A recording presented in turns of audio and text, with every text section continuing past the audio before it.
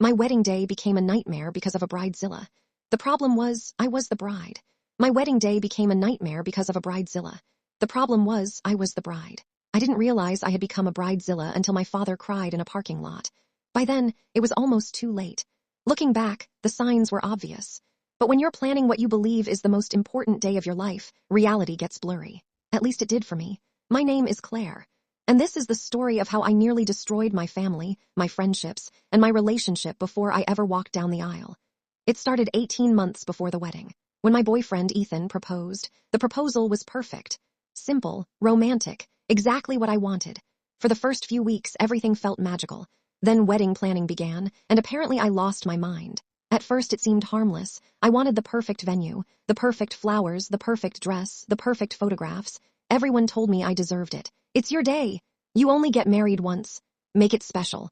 So I did. Or at least I tried. The problem was that special slowly turned into impossible. The venue wasn't good enough. The flowers weren't good enough.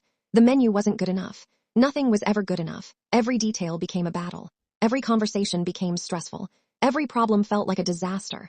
Then came my bridesmaids, my 3 closest friends, women who had supported me for years. At first they were excited, then exhausted, then frustrated.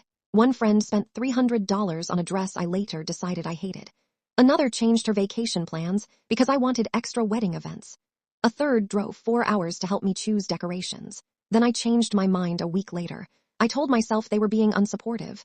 The truth, I was impossible, but nobody dared say it. Not yet.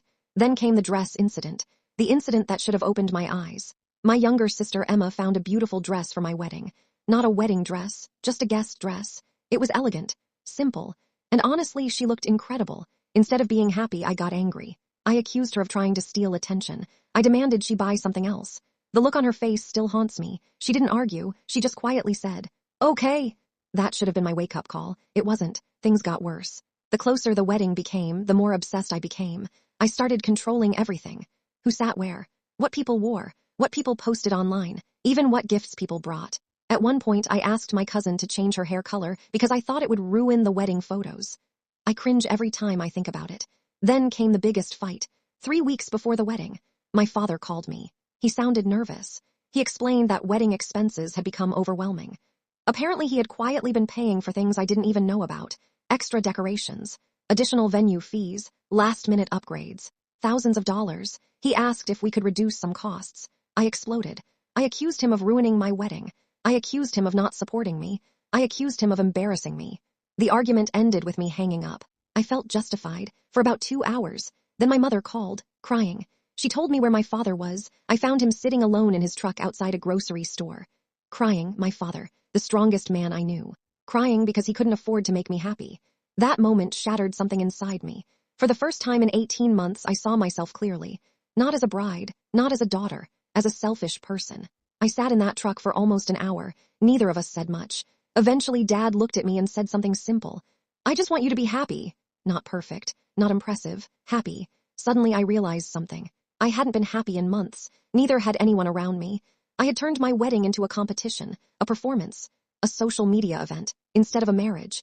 That night I called everyone, every bridesmaid, every family member, every friend, and I apologized. Some laughed, some cried. One friend said, "Thank God, we thought you were gone forever." Honestly, so did I. The next day I started canceling things, expensive upgrades, unnecessary decorations, ridiculous demands. Half the wedding plan disappeared within 48 hours. And you know what? Nobody cared. Nobody except me. The wedding day finally arrived, and something incredible happened. Nothing went according to plan. The flowers arrived late. One groomsman forgot his shoes. The cake had the wrong design. A child spilled juice on a tablecloth. A microphone stopped working, and none of it mattered. Because for the first time, I wasn't trying to create a perfect wedding. I was trying to marry the man I loved. When I walked down the aisle, I saw my father smiling, my sister smiling, my friends smiling, and Ethan crying, real tears. Not because everything was perfect, because everything was real. 3 years later, nobody remembers the flowers.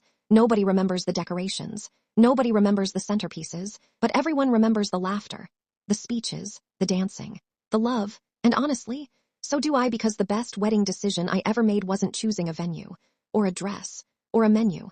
It was realizing that a marriage matters far more than a wedding. What would you have done if you realized you were becoming a bridezilla?